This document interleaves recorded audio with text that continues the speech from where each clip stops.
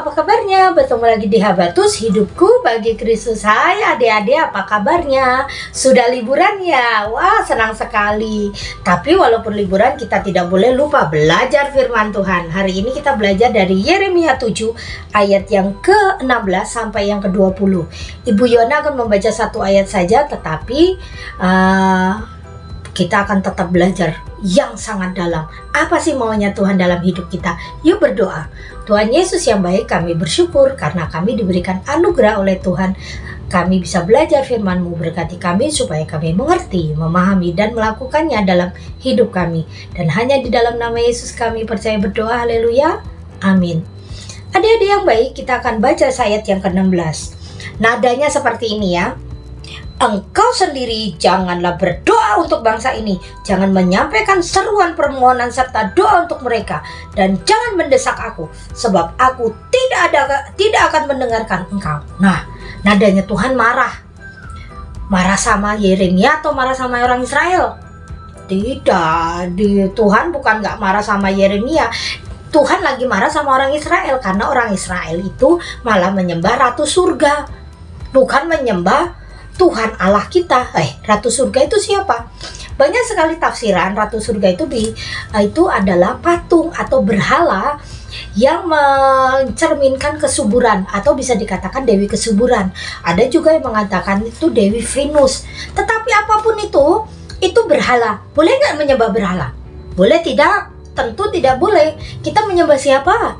Menyembah Tuhan. Dan Tuhan itu marah karena orang Israel dan keluarga mereka sama-sama mempersembahkan korbannya kepada Ratu Surga yang bukan pemilik alam semesta, yang tidak menyelamatkan mereka. Orang Israel terkadang ada-ada saja ya. Padahal Tuhan sudah melepaskan mereka dari tanah Mesir. Tuhan sudah belah laut Seberau untuk mereka nyebrang. Tuhan memberikan tiang awan dan tiang api pada mereka. Tuhan memberikan mana, memberikan burung puyuh untuk mereka makan.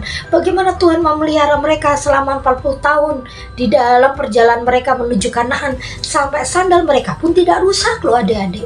Tetapi mereka masih ngeyel. Mereka ingin menyembah Tuhan yang berbentuk, bukan menyembah Allah yang tidak kelihatan. Padahal kalau Tuhan menampakkan diri pada mereka, mereka pasti mati. Karena Tuhan adalah Allah yang kudus, yang berkuasa. Kita yang penuh dosa ini tidak akan tahan pada kemuliaannya. Jadi adik-adik, kita tidak boleh seperti orang Israel yang melupakan dan menduakan Tuhan. Kita tidak boleh menduakan Tuhan demi hobi kita, demi game, demi handphone, demi main, demi apa lagi? Mager. Mager. Kita nggak boleh begitu ya. Tuhan diutamakan. Kita tahu nih udah jamnya ibadah. Kita harus fokus. Tidak boleh main handphone. Siapa yang kalau ibadah masih main handphone? Angkat tangan. Bertobat ya. Tidak boleh lagi. Kita harus fokus mendengarkan firman Tuhan.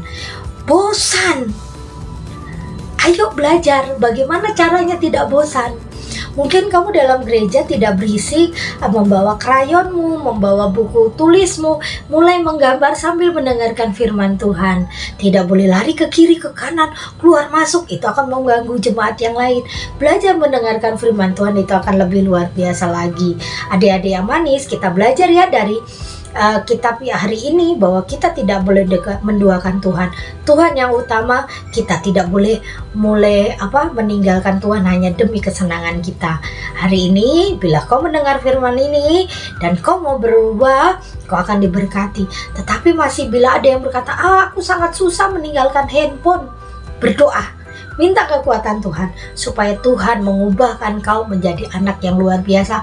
Tidak tergantungan gadget, tidak bergantung pada game, tetapi kau bergantung pada Tuhan. Kita berdoa.